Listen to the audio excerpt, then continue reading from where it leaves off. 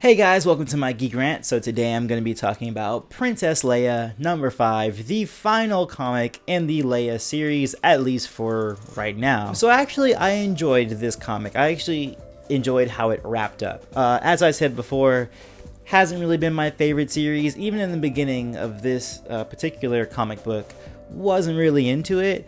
But like I said, I really enjoyed how I wrapped up. So in this one, of course, we had Leia setting a trap for the Empire, which was successful to a degree. There was another Star Destroyer that was there to help out the convoy who was trying to pick her up and take her prisoner. And that became a whole debacle. And then the old lady with the gray hair, she screwed up some allies that they needed on Hesperion to help them fight off the Empire. And then essentially, Leia does her whole speech and then they save the day. And that right there was particularly my favorite spot is Leia's speech, specifically what she says about Alderaan. And I thought it was very interesting, her saying, because it was very similar to, things we hear from like the Jedi or the Sith, how they have like these codes.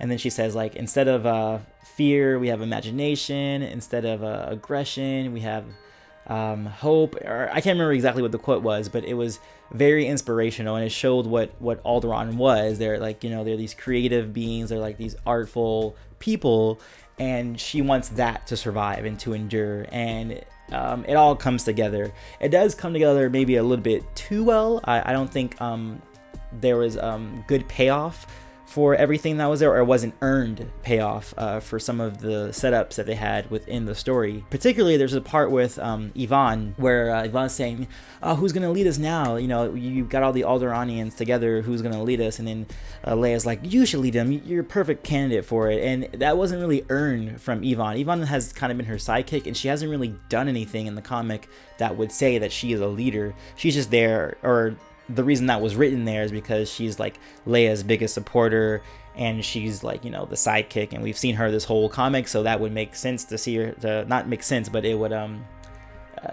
be a fan favorite thing to see happen, even though story-wise Yvonne never earned that. And that's something that I had an issue with. And there were some other things within the comic where there were setups that weren't paid off effectively, including the lady with the gray hair, who I think Jorah Tola, I can't remember her name.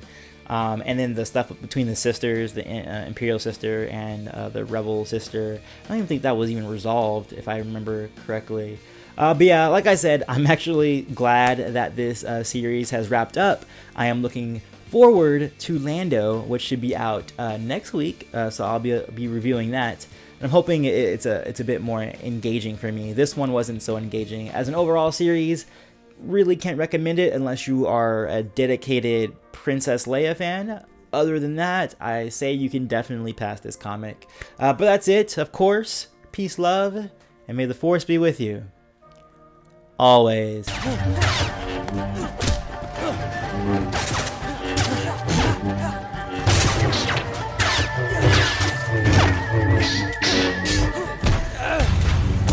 They nearly match each other physically. Boba being trained for bounty hunting his whole life. Shepard being trained as an Alliance soldier. Between the PS2 and the PS3, and it was like a big breakthrough because there was like destructible stuff that you can do and stuff like that. It's just kind of cool like that. Like that tree totally just got sliced.